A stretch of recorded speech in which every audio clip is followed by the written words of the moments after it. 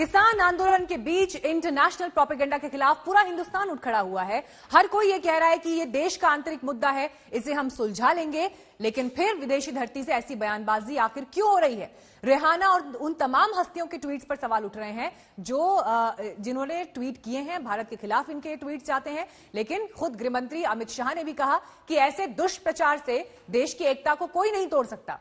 इस मामले पर अमेरिका का साथ मिला है, ये बड़ी खबर इस वक्त आ रही है। अमेरिका ने कहा है कि कृषि कानून से अर्थव्यवस्था में सुधार होगा। इन सब के बीच किसानों का विरोध प्रदर्शन भी जारी है। 70 दिन हो चुके हैं आंदोलन को।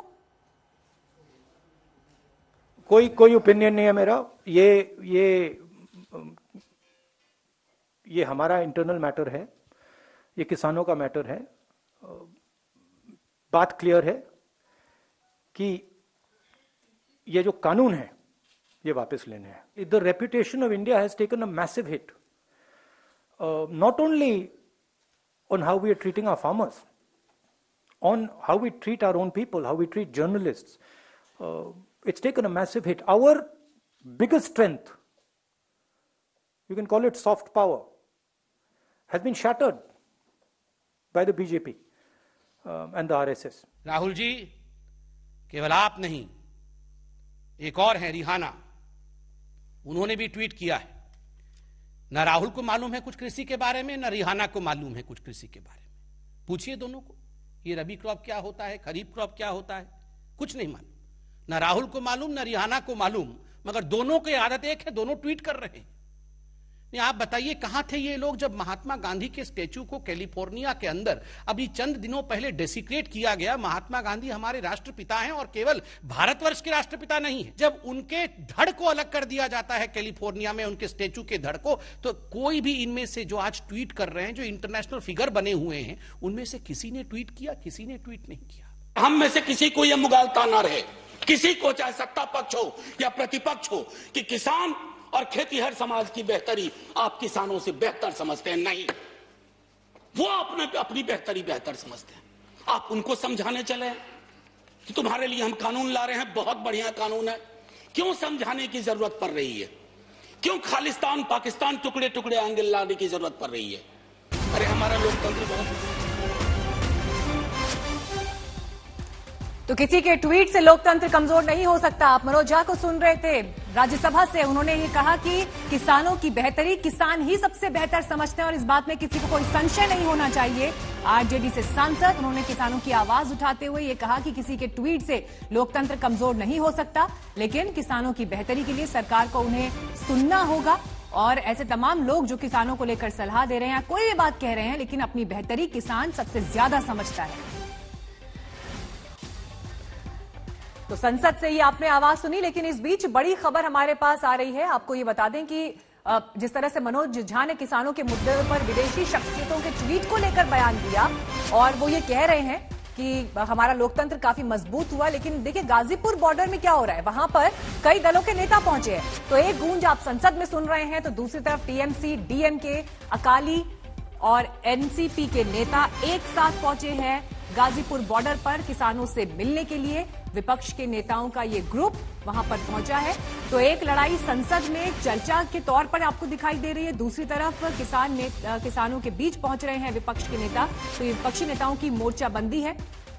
कल जींद में एक बड़ी महापंचायत हुई, जहां पर राकेश टिकैत ने एक बड़ा बयान दिया। उन्होंने कहा कि गद्दी तक लौटानी पड़ेगी। तो आप यहां से समझ लीजिए किस तरह से आंदोलन जब आगे बढ़ रहा है, तो अब राजनीतिक समर्थन भी वहां पर दिखाई दे रहा है। अभी तक किसानों ने नेताओं से दूरी बनाई थी, नेताओं को अपने मंच तक नहीं पहुंचने दिया था, लेकिन अब नेताओं का भी किसान आंदोलन पर पहुंचना शुरू हो गया है।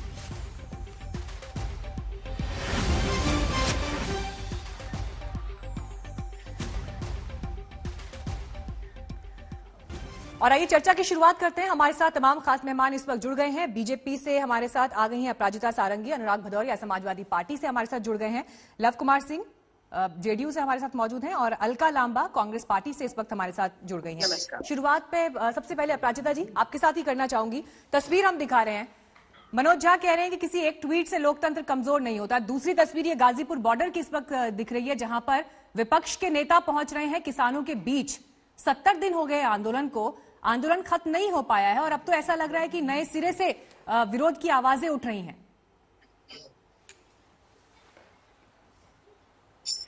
आप सबको नमस्कार। 26 जनवरी की दुर्भाग्यजनक घटना के बाद देश में इस आंदोलन का चित्र स्पष्ट हो गया है। किसान के नाम पर देश में दो धाराएं बह रही हैं। एक धारा है हमारे अन्नदाताओं की, हमारे वास्तविक किसान की, जो दिन रात सर्दी में गर्मी में काम करके परिश्रम करके देश की सहायता कर रहे हैं, हम लोगों की सहायता कर रहे हैं।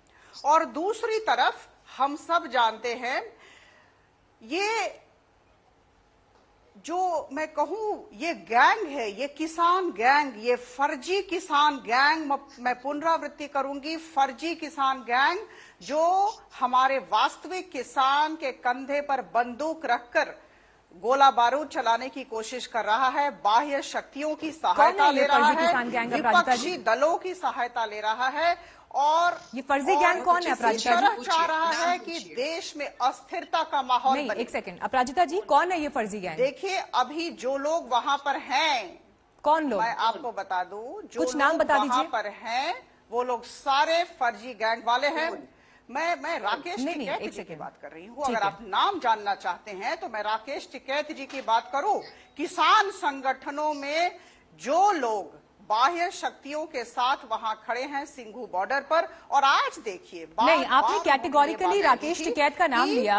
अपराजिता जी एक सेकंड, मैं आपको रोक रही हूँ। आपने राकेश टिकैत का नाम लिया, एक सेकंड। तो वही टिकैत तो सरकार के साथ बातचीत के मंच पर भी थे। नहीं, मैं आपसे सवाल पूछ रही हूँ अपराजिता जी, वही राकेश टिकैत तो बातचीत के मंच पर भी थे। और अगर आप कह रही हैं कि फर्जी किसान गैंग वो है, तो क्यों नहीं अरेस्ट होते हैं राकेश टिकैत?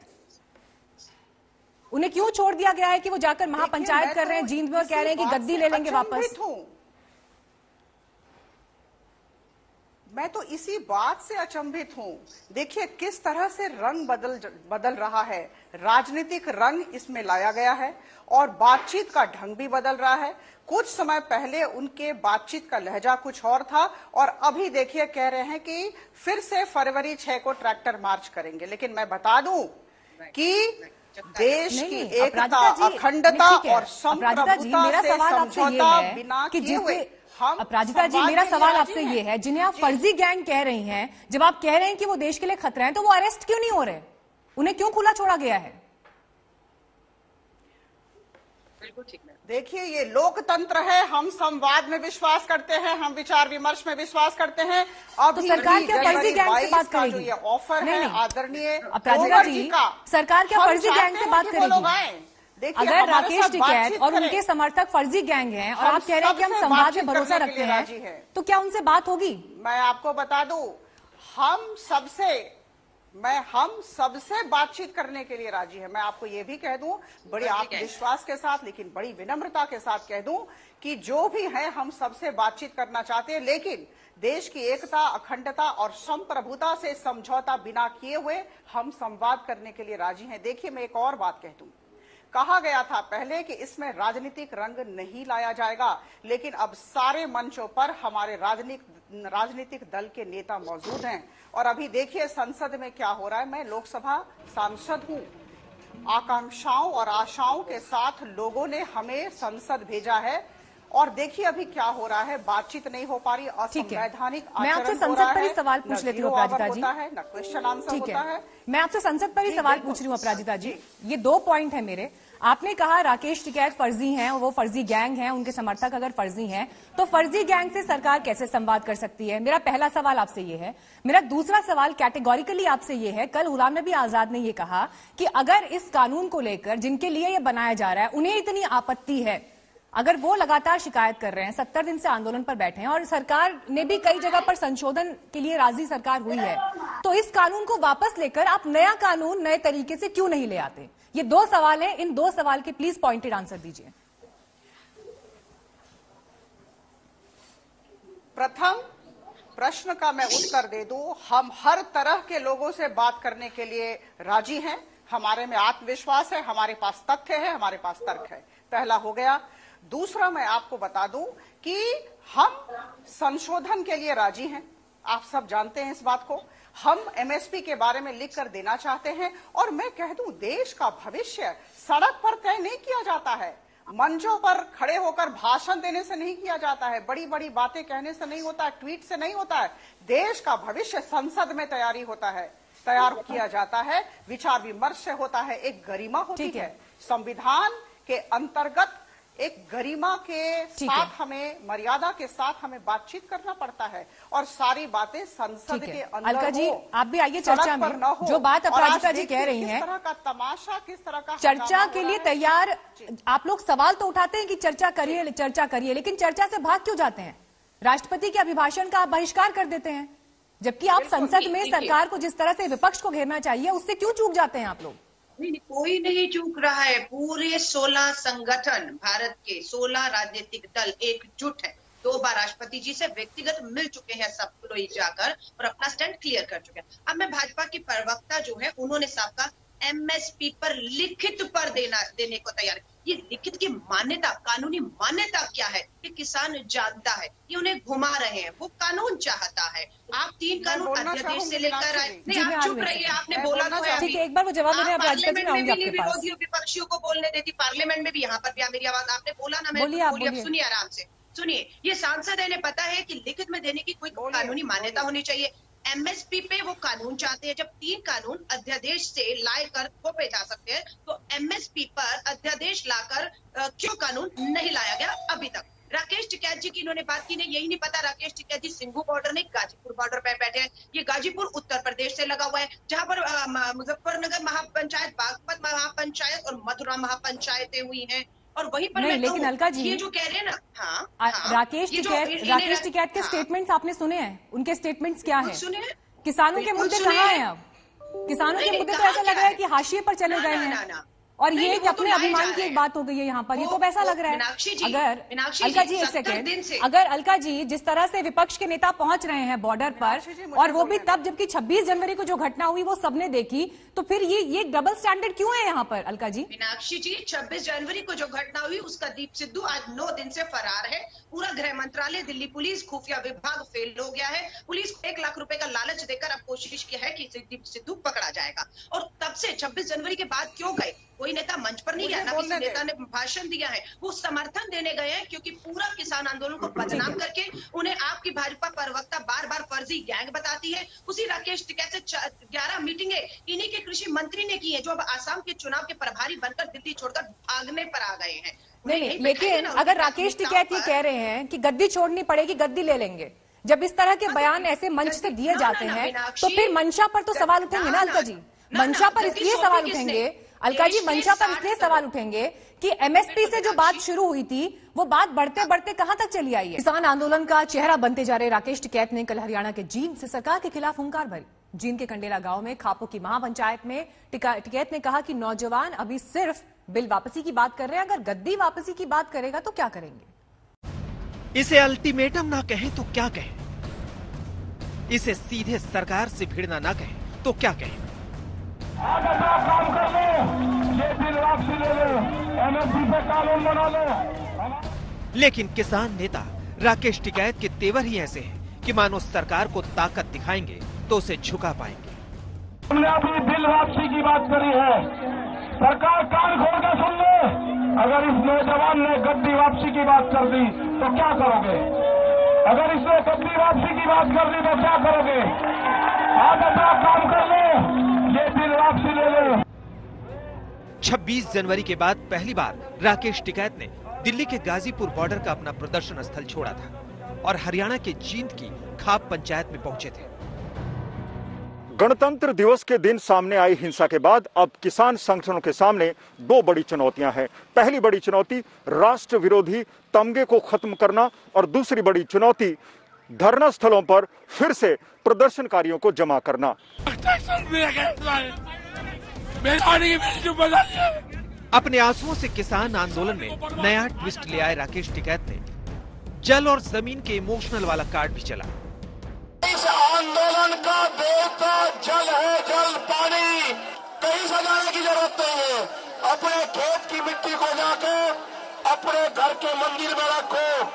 जल, अपने खेत का जो जल है उसको रखो, उसकी पूजा करो, आपका आंदोलन कभी फेल नहीं होगा। जींद की महापंचायत में किसान की पगड़ी उछालने वालों का इलाज करने का ऐलान करने वाले टिकैत जब वहां दिल्ली पुलिस की बाड़ेबंदी का विरोध कर रहे थे और ये हुंकार भर रहे थे कि ऐसी कीलों से किसान का हौसला नहीं टूटने वाला, तो बोलते बोलते लाल किले को लेकर क्या बोल गए, इसे भी जरा सुनिए। अरे किले तो लाल किले के दीवार पे भी गाड़ी गई थी, किले तो गेट पे भी गाड़ी गई थी। कहाँ है वो किला? कहाँ है किले का गेट? उससे किले गाड़ी गई थी, किसान लेकर गया था उसको। जींद की इस महापंचायत में राकेश टिकैत का मंच भी गिरा। वैसे तो ये एक छोटी दुर्घटना भर था, संयोग भर था, लेकिन राकेश टिकैत कब तक किसान आंदोलन को टिकाए रखने की कुपत रखते हैं, यहाँ ये सवाल भी खड़ा हो रहा है। वैसे टिकैत ने खुद अक्टूबर तक एक तारीख दी है। अब बताओ हमारे पे क्या इलाज है? अगर नहीं आ रही तो आंदोलन चल रहे पूरे। हमने अक्टूबर तक का टाइम अब दिया है कि अक्टूबर तक का किसान तैयारी करे अपनी। राकेश टिकैत की मौजूदगी में जींद खाप पंचायत में कृषि कानूनों की वापसी, एमएसपी कानून बनाने और गिरफ्तार लोगों को रिहा करने और मुकदमे वापस करने जैसी मांगों के साथ साथ ये भी कहा है कि किसानों की संघर्ष समिति से प्रधानमंत्री नरेंद्र मोदी अब खुद बात करेंगे। गृह मंत्री अमित शाह भी बातचीत में शामिल हैं। बातचीत में कृषि मंत्री नरेंद्र सिंह तोमर या कोई अन्य मंत्री स्वीकार नहीं होगा। बड़ी चर्चा है आपके आंसुओं की, पासा पलट दिया कह रहा है आपके आंसुओं ने। नहीं, हमने कुछ नहीं करा। ये ना मोर्चे टूट रहे थे, ना कोई दिक्कत हो रही थी। भाई गांव के लोग अगर गांव चले गए तो उसका मतलब ये नहीं कि लोग ढिल्ले हो गए। गांव के लोग बैठा के गए हमको, उनके मोर्चे को जबरदस्ती कोई आ जाएगा, ऐसे कोई आ थोड़ा सकता है मोर्चे को।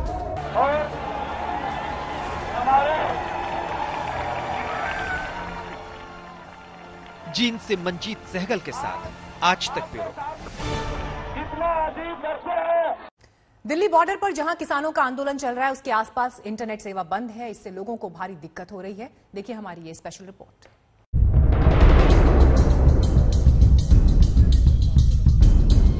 ऐसे कटीले तार दिल्ली के बॉर्डर पर इसलिए लगे हैं ताकि आंदोलन करते किसान अचानक कभी दिल्ली की तरफ ना बढ़ सके। लेकिन इन तारों से भी ज्यादा नुकीला दर्द सिंघू बॉर्डर के पास इंटरनेट बंदी के कारण आम आदमी उठा रहे हैं। इंटरनेट से चलने वाले व्हाट्सएप पर ही आपने मैसेज पढ़ा होगा, मोबाइल में इंटरनेट और जेब में पैसा ना हो तो लोग गेम खेलने लग जाते हैं। कुछ यही हरियाणा में सिंघू बॉर्डर से सटे जिलों में हो रहा है। संवाददाता तनुश्री पांडे के साथ आज तक की टीम ने सिंघू बॉर्डर के पास से लेकर सोनीपत और रोहतक तक इस बात की पड़ताल की कि इंटरनेट बंद होने से आम आदमी क्या परेशानी उठा रहा है।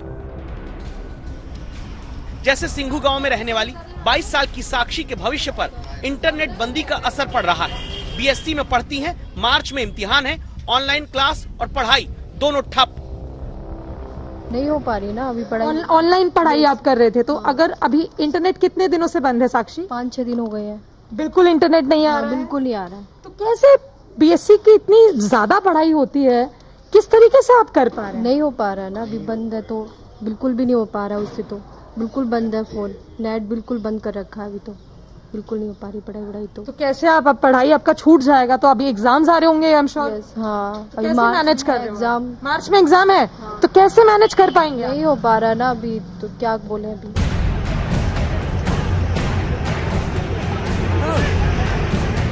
26 जनवरी को दिल्ली में उपद्रव के बाद दिल्ली बॉर्डर और हरियाणा के कई जिलों में इंटरनेट बंद किया गया। अब सिंघू बॉर्डर के पास रहने वाले कारीगर अतुल कुमार पूछते हैं, घर कैसे पैसा भेजूं? इंटरनेट तो बंद है।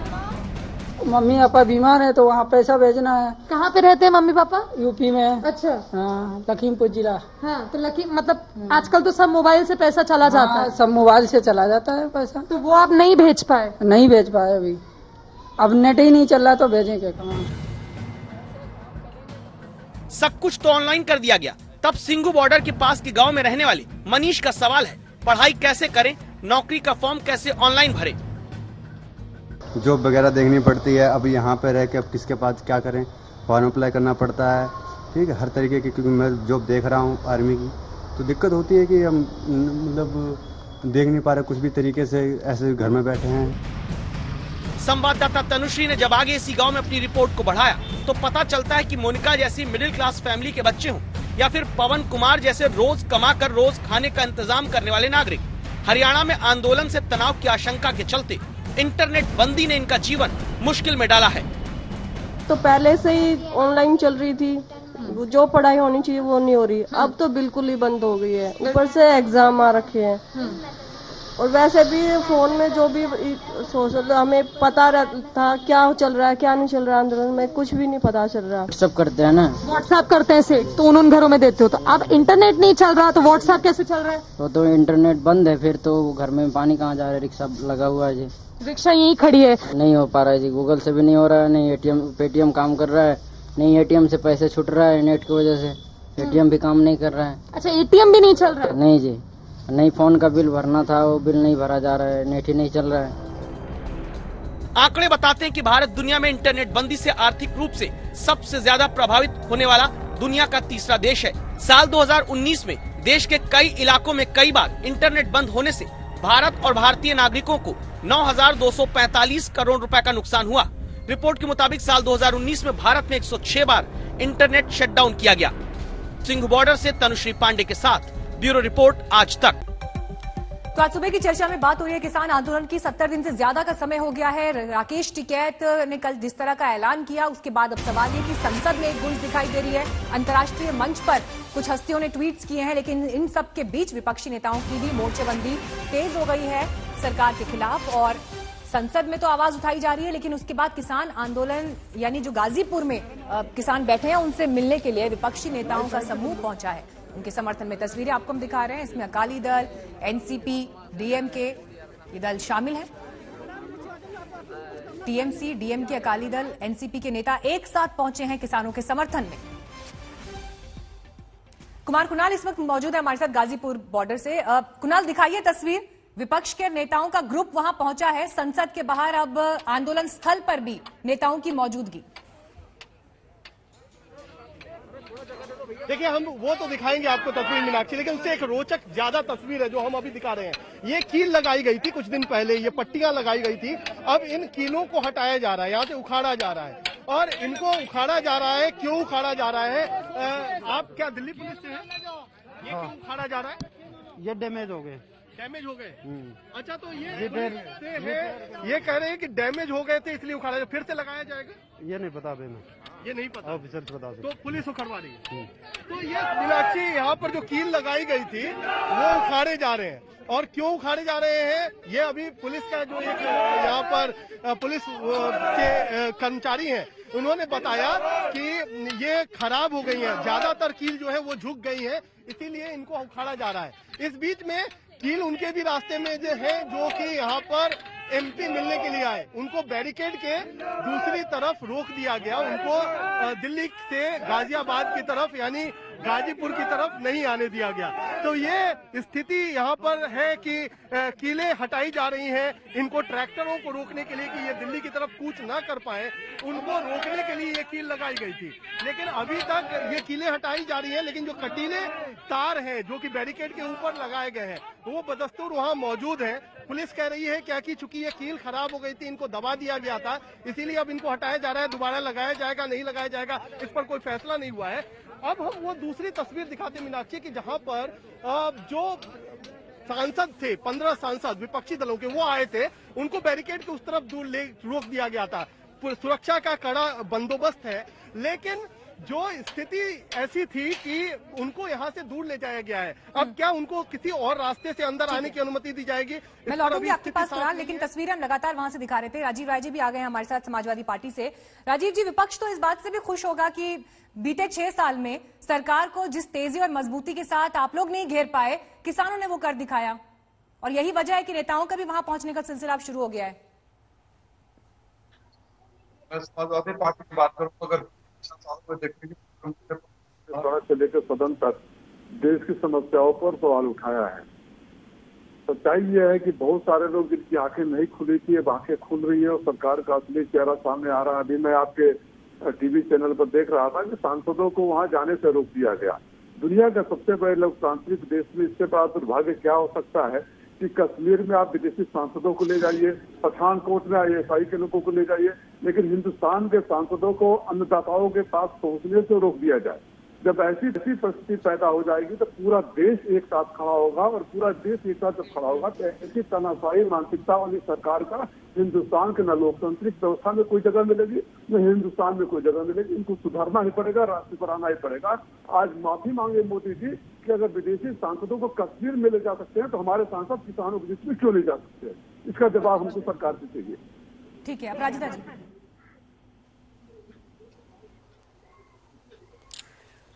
मैं सर्वप्रथम कांग्रेस की प्रवक्ता से 3 प्रश्न करना चाहती हूं और हमारे बंधु अभी अरे राजीव राय जी के सवालों का जवाब दे दीजिए पहले। चाहती हूं। ठीक है, आप सत्ता में सवाल मत करिए, जवाब दीजिए। मुझे पहले ये बताएं, 3 प्रश्न है, 3 प्रश्न है, अगर उत्तर दे दें तो बहुत बड़ी बात होगी।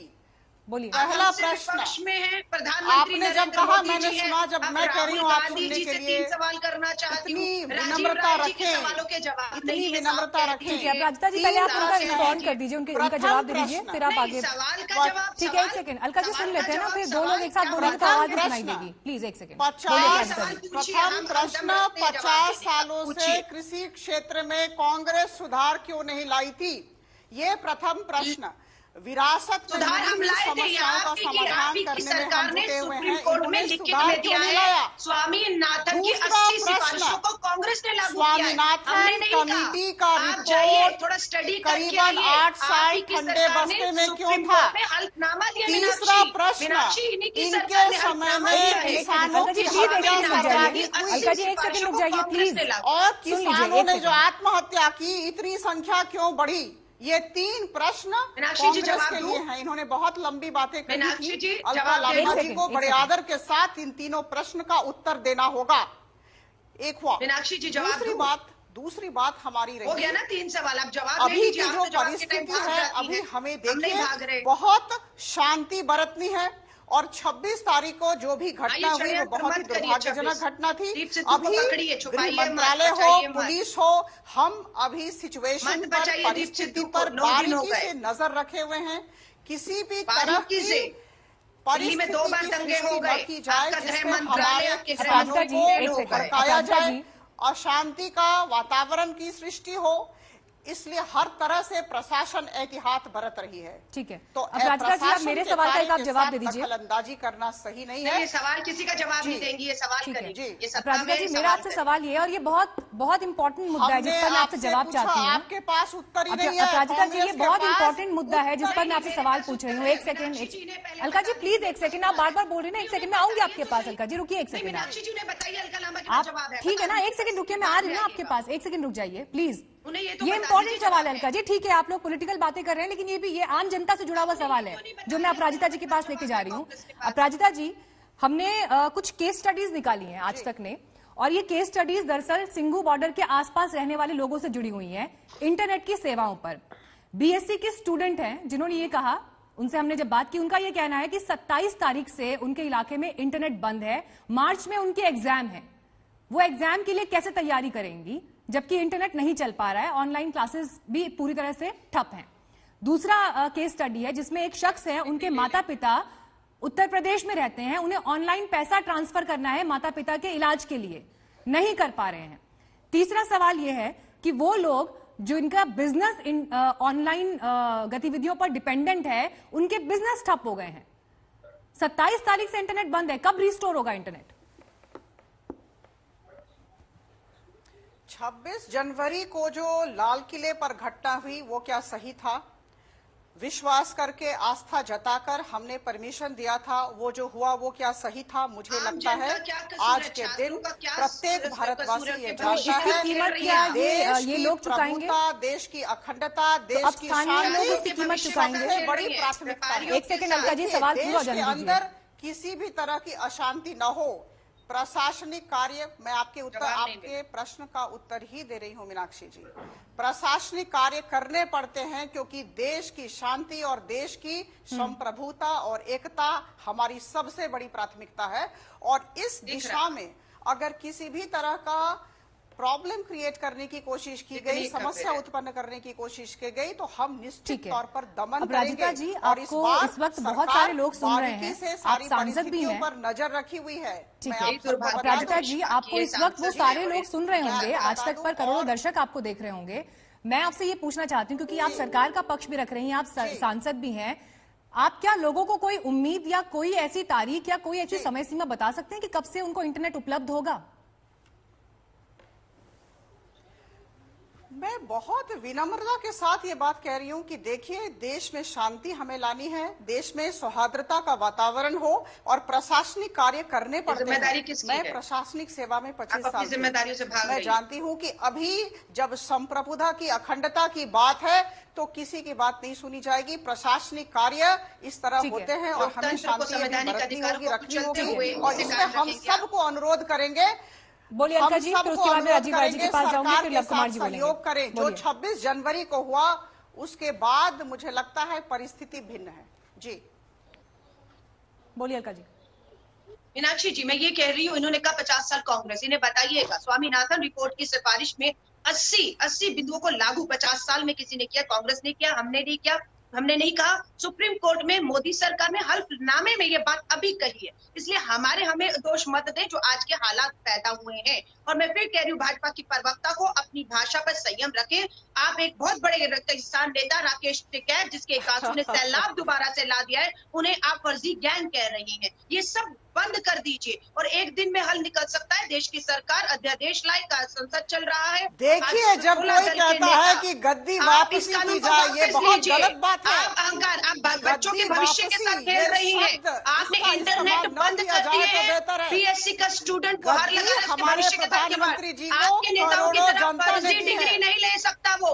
आपके नेताओं की तरह फर्जी डिग्री लेकर आगे नहीं बढ़ सकता है। वो परीक्षाएं देना चाहता है। चर्चा में आइए, आपका पॉइंट रखा। लव कुमार जी, जो बात अब राधिका जी कह रही थी, आप भी सरकार के साथी हैं, ये सवाल मेरा आपसे भी है, क्या आम इंसान, आम जनता अब इसकी कीमत चुकाएगी? वो भी एक ऐसे समय में जब बीता पूरा 1 साल बच्चों की पढ़ाई नहीं हो पाई, ऑनलाइन क्लासेस पर जो लोग डिपेंडेंट हैं, एग्जाम्स की तैयारी कर रहे हैं, क्यों उन्हें इंटरनेट सुविधा ना मिले? नहीं, आपका सवाल जायज है, ठीक है, लेकिन विपरीत परिस्थितियों में अगर इस तरह की परिस्थिति उत्पन्न होती है तो फिर प्रशासनिक ढंग से आदमी को कोई ना कोई एक्शन तो लेना पड़ता है। और इसमें जब ये परिस्थितियां अगर सामान्य हो जाएगी, जैसे ही सामान्य होगी तुरंत इंटरनेट सेवा और सारी परिस्थितियां सामान्य करने की जिम्मेदारी किसकी है? देखो, सामान्य करने का प्रयास भी तो किया जा रहा है मीनाक्षी जी। सामान्य करने का प्रयास 11 राउंड की बात हुई, 11 राउंड की कील इसलिए ठोकी गई। अरे कील इसलिए ठोकी गई अलका जी, इसलिए ठोकी गई कि 26 जनवरी की घटना से पूरा देश शर्मसार हुआ है। पूरे देश में लाल किले पर कोई झंडा फहरा दे, ये कोई साधारण घटना नहीं है। 26 जनवरी की घटना से पूरा देश मर्माहत है, पूरा देश शर्मसार हुआ है। और आप कम से कम इस तरह की बातें नहीं बोले। कांग्रेस के लोगों को बोलना शोभा नहीं देता है अलका जी। और मैं बता दूं आपको कि जो ये रिहाना और ग्रेटा जैसे लोग ट्वीट कर रहे हैं, ये हमारे विपक्षी दलों का ही देन है। तो आप लोगों ने जिस तरह का ट्वीट करना शुरू किया, अरे किसान हमारे लोग हैं और भारत की एकता अखंडता पर अभी समय है कि पूरा भारत, राजीव जी बोलिए, अभी समय है कि पूरा भारत। ठीक है, लव कुमार जी होंगे आपका पॉइंट, अब राजीव जी बोलेंगे। बोलिए राजीव जी। मीनाक्षी जी, मुझे जेडीयू और भारतीय जनता पार्टी के साथियों से अनुरोध है कि मेरे सवालों को ध्यान से सुने और बहस के मुद्दे को इधर उधर भटकाने के बजाय टू द पॉइंट जवाब दे। मैंने आदरणीय अपराजिता जी से 2-3 सवाल पूछे, किसी का भी जवाब नहीं था। इनको लिखकर स्क्रिप्ट दिया जाता है, सवाल कुछ भी हो, जैसे 10वीं 12वीं में उत्तर प्रदेश बिहार में काफी होती है, किसी होती है, सवाल कुछ भी होते किसी भी जाता हो जाता है। मैं बीच में नहीं बोलता हूँ। माननीय जेडीयू जी के प्रवक्ता साहब बोल रहे हैं ट्वीट के ऊपर। मीनाक्षी जी, हिंदुस्तान में कोई नहीं चाहता कि हमारे मामले में विदेशी दखलंदाजी हो, विदेशी बयान आए, हमें सलाह दिया जाए। लेकिन जिस देश का प्रधानमंत्री हिंदुस्तान के टैक्स पेयरों के पैसे पे जाके हाउडी सम्मेलन करता है, अब की बार मोदी ट्रंप सरकार का नारा देता है, वो क्या था? शुरुआत तो वहीं से हुआ जिसका आप तारीफ करके आए, वो हार गया, तो जो आया है बोलेगा। जब आप अभी जो वाशिंगटन में हुआ उसके बारे में प्रधानमंत्री जी ट्वीट करते हैं तो ये नहीं होता है। अरे कुछ पॉइंट लेकर आया करिए, कुछ मरलता रखिए, जवाब दीजिए, पॉइंट बजे जवाब दीजिए।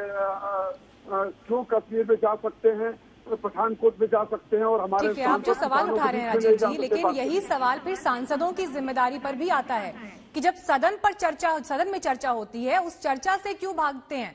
उस समय क्यों नहीं वो मौजूदगी उस तरह से दिखाई देती है जिस तरह की मौजूदगी, जिस तरह के जो है बयान दिखाई देते हैं? ये बड़ा सवाल यहाँ पर है।